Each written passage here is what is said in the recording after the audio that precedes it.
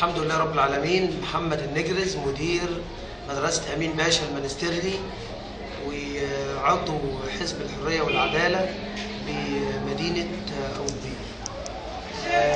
طبعا في تساؤلات كثيرة جدا حول دور الإخوان أو الإخوان قبل الثورة وبعد الثورة.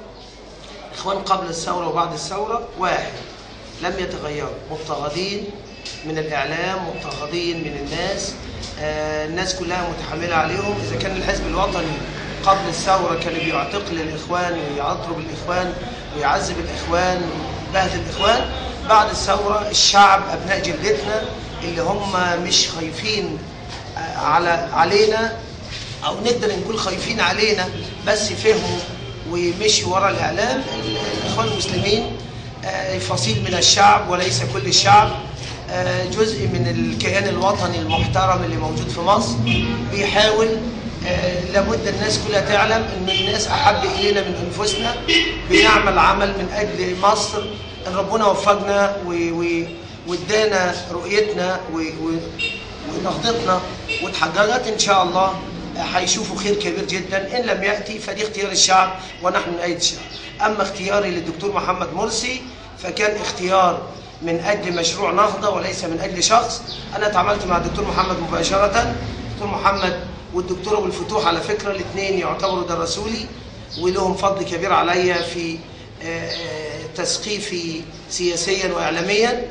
الدكتور محمد مرسي اختير افضل برلماني في العالم. الدكتور محمد مرسي وراه مجموعه كبيره جدا من الناس قابلين لتحقيق نهضه مصر. ان شاء الله ايدينا في ايد الدكتور محمد مرسي لخوض بر الامان ونعدي هذه المرحله العصيبه الموجوده في مصر. شكرا لكل الناس اللي هتدي اي واحد، لان احنا نقبل كل الاراء النهارده ونقبل كل الفصائل، وان شاء الله الى نهضه خير وسعاده لمصرنا الحبيبه. السلام عليكم ورحمه الله. السلام عليكم ورحمه الله وبركاته. الحمد لله والصلاة والسلام على رسول الله. أما بعد، أعرفكم بنفسي. أنا طاهر العريني من أبو كبير شرقية، صاحب محل طاهر العريني لأجهزة المحمول. وأقول وبالله التوفيق. فهذا أخ يسألني ويقول لي: ما رأيك في الإخوان قبل الثورة وما رأيك في الإخوان بعد الثورة؟ فأقول وبالله التوفيق أيضا: الإخوان قبل الثورة هم الإخوان بعد الثورة، فهم لم يتغيروا من الناحية الفكرية، أصحاب العقيدة السليمة وأصحاب الفكر المناضل وأصحاب يعني المنهج السليم. ولكن إذا تغيروا فهذا بطبيعة الحال، هذا التغير بتغير الحال والزمان والمكان والمناخ. فهذا يعني وارد على كل شخص منا أن يتغير بتغير الحال والطبيعة. فمن منا يعني يعلم الغيب حتى لا يقول يعني سأتغير إلى كذا وكذا وكذا. وأقول وبالله التوفيق. من سأرشح الدكتور محمد مرسي، فهذا رأيي، فهو يعني أفضل من الناحية الشرعية. فالله يتولاه، وأسأل الله تعالى أن يولي علينا من يصلح. ويعني والسلام عليكم ورحمة الله وبركاته. هشام عثمان، أزياء الحسناء بمدينة أبو كبير. تمام. إيه رأيك في الإخوان المسلمين قبل الثورة وبعد الثورة؟ الإخوان المسلمين قبل الثورة أنا انتخبتهم، وربنا ييسر بعد الثورة مش هنتخبهم. إيه السبب؟ السبب كنت عايز على أساس هم خدوا منهج لحسابهم الخاص. كان على أمل هم يقول لك مش في رئيس جمهورية وأصبحوا يعني إيه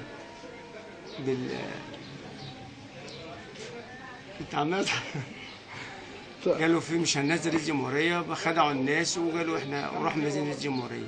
مين هتنتخبوا للرئاسة؟ إن شاء الله بالفتوح. تمام. شكرا. كابتن حاتم عليهم، صاحب صالة هارد جيم من شيت صالة. نرحب بحضرتك معانا مصطفى الكوبرية.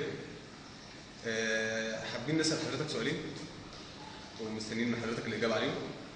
أولهم: تعددت الأحزاب في مصر في الفترة الأخيرة بعد الثورة، وحزب الأغلبية بعد الثورة هو حزب الحرية والعدالة. بناء على انتخابات مجلس الشعب الاخيره، فما هو رايك في حزب الحريه والعداله؟ بسم الله الرحمن الرحيم. مبدئيا هو رايي في حزب الحريه والعداله، الحزب دوت بصراحه يعني حزب لكل المصريين، مش حزب لاخوان المسلمين عشان الناس فاهمه غلط. تمام. الناس فاهمه ان ده حزب جماعه الاخوان المسلمين بس، انما الحزب ده مفتوح لاي حد. بالمناسبه انا مش عضو في الحزب خالص. تمام. ولا عضو في اي حزب.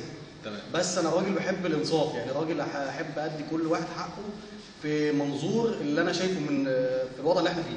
تمام. بما ان الوضع اللي احنا فيه وضع سيء اساسا، فمفيش احسن من ان انت تثق في ناس طول عمرهم شافوا ظلم وشافوا تعذيب وشافوا حاجات كتيره جدا وحشه في عهد النظام السابق، والوحيد اللي كان بيقول لا النظام السابق كان هم جماعه الاخوان المسلمين قبل ما يبقوا حزب الحريه والعداله. تمام. الناس ديت عندهم 30,000 سنه اعتقال سجون، الناس ديت عندهم خطه اصلاح. عشان نختصر الموضوع، الناس اكيد عارفه تاريخهم، بس انا بقول لك عندهم خطه اصلاح جديده، نديهم فرصه بتاعتهم كامله بعد كده نحكم عليهم. انما هنديهم فرصه منقوصه هنلاقي بعد كده الحاجه منهم هم هتطلع. يعني مش عايزين نقول ان هم نفسهم هيتحججوا لك ان انت ما ادوناش الفرصه بتاعتنا كامله. لا، انا شخصيا هأيد دكتور محمد مرسي مبدئيا لرئاسه الجمهوريه، عشان يبقى انا كده اديت الاخوان كل الفرصه كامله. ورونا بقى هم في الفتره الجايه اللي هي هتبقى الفتره بتاعتهم. ورونا بقى هم الاصلاح اللي كانوا بيتكلموا عنه واللي هم فعلا بيتجهزوا ليه بدون معوقات. رئاسه الجمهوريه من جماعه الاخوان وحزب الحريه والعداله، واغلبيه في مجلس الشعب حريه وعداله. فنشوف بقى الاصلاح ايه، عشان بعد كده يبقى اشوف حد تاني انقل عليه. تمام. ما يجيش حد يقول لك ده انا ما كانش عندي فرصه. يعني دلوقتي الوقت الحالي اللي احنا فيه، ما بعد الثوره، ما بعد الحزب الحريه والعداله، ما بعد مجلس الشعب.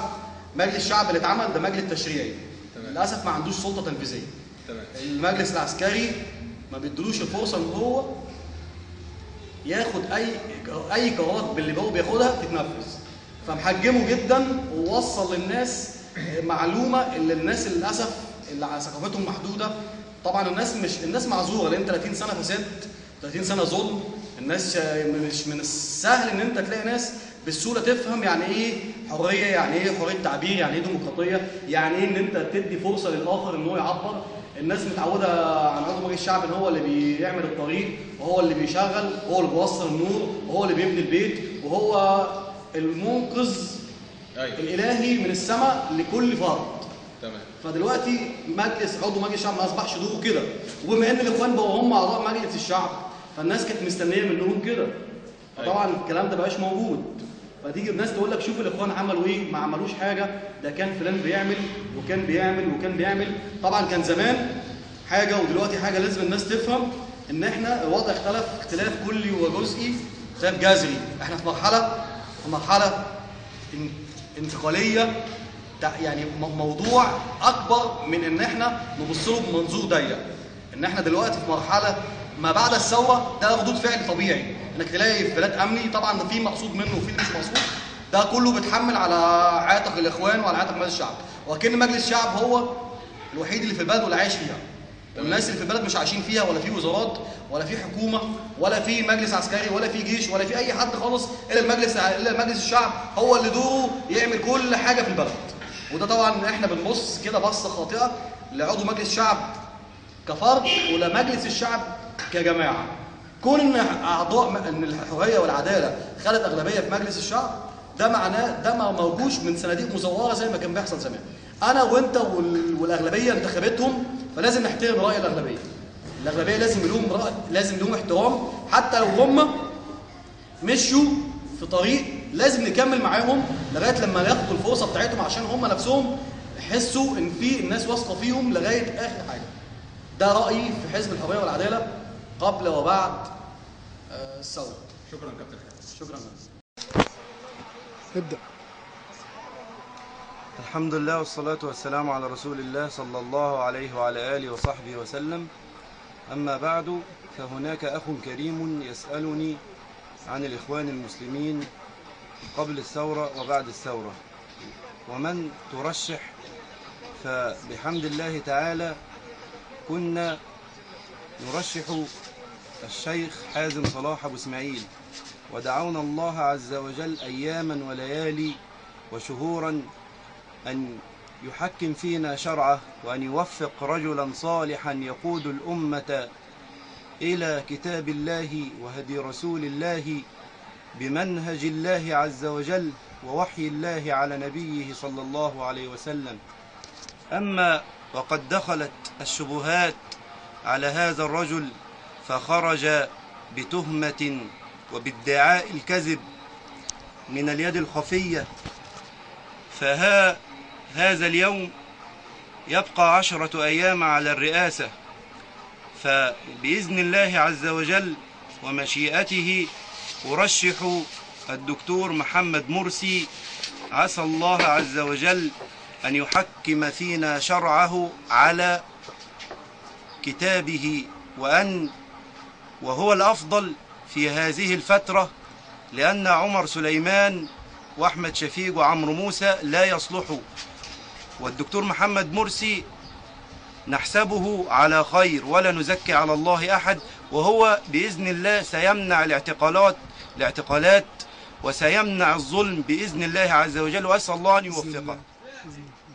بسم الله الرحمن الرحيم، وصلى الله على سيدنا محمد وعلى آله وصحبه وسلم. آمين. أنا رضا بالصاوي الحلاق. إن شاء الله بإذن الله من غير انقطاع هنبدأ بالفتوح. ايه رأيك في الإخوان المسلمين قبل الثورة وبعد الثورة؟ والله يا أخوان المسلمين كان بعد الثورة احنا كنا متوقعين إن هم يعني يكون فيهم خير أكتر من اللي احنا كنا متوقعين فيهم أكتر من اللازم، فخيبوا أملنا.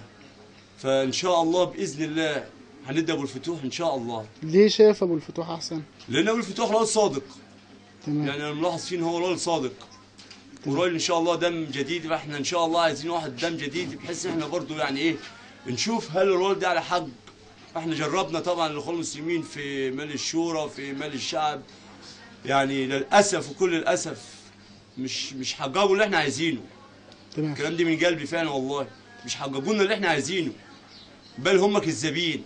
يعني أنا لاحظت فيهم ناس كذابين كتير، يعني وعدوا بحياته مش نفذوها. يعني مثلا حكايه الدستور والوضع والنظام والسياسه وكده، قال لك احنا في مال الشعب حاجه ان احنا نقعد وندافع عن الناس ونجيب حق الناس، واحنا مش هندخل مثلا كرئيس عيدنا جمهوريه والكلام ده. فوجئنا بعد كده ان الناس ديت بتقول كلام مش بينفذوه، بيضحكوا علينا بيضحكوا على نفسهم. فان شاء الله باذن الله هنبدا بالفتوح. ألف شكر يا عمرو، ألف شكر. السلام. بسم الله الرحمن الرحيم. أحمد جلال السيد يوسف، صاحب محل الأعصر محمود، موزع معتمد اتصالات. بالنسبة لحزب الحرية والعدالة، أولا ما انتخبتوش في مجلس الشعب، ومش ناوي إن أنا أنتخب مرشح في انتخابات الرئاسة. بالنسبة لأدائه في خلال الفترة السابقة، أظن إن هو أخطاء كثيرة جدا يعني. انتهاء بجمعية تأسيسية اللي أساء إدارتها، إدارة اختيار أعضائها، وبعض المواقف برضو في الخاصة به فيما بعد في تكوين الدستور يعني، وخصوصا بالنسبة للمادة الثانية من الدستور. عشان كده إن شاء الله أنا هنتخب الدكتور عبد المنعم أبو الفتوح، ولا أنا أرشح الدكتور محمد مرسي. بالنسبة للأداء ككل، أظن إن هو أداء المجلس ككل معقول، إنما أداء الحرية والعدالة بالتحديد أداء لا أعتبره أداء جيد يعني. وليه هتنتخب الدكتور محمد؟ والله يعني اظن ان هو الفكر او المدرسه واحده، انما ككفاءه الدكتور عبد المنعم ابو الفتوح اكفأ كتير يعني. واظن اتفقنا معاه في بعض الاشياء، اتفاق يعني في بعض الافكار مع السلفيين. ما اظنش ان الدكتور محمد مرسي يعني هيستطيع ان هو يخرج عن عباءه الاخوان فيها يعني. لو حتى فرضا ان هو لا، عباءة الإخوان كجماعة ما يخصنيش المرشد أو غيره، بس كعباءة الإخوان ما أظنش إن هو هيطلع براها يعني. إنما الدكتور عبد المنعم أبو الفتوح أظن إن أفكاره تبقى متفتحة على الآخر يعني. ممكن هيقبل الكلام مع السلفيين أو الليبراليين أو مع الآخرين. إنما الدكتور محمد مرسي أظن هيكون مرتبط بأفكار الجماعة اللي رشحته دون الآخرين. شكرا.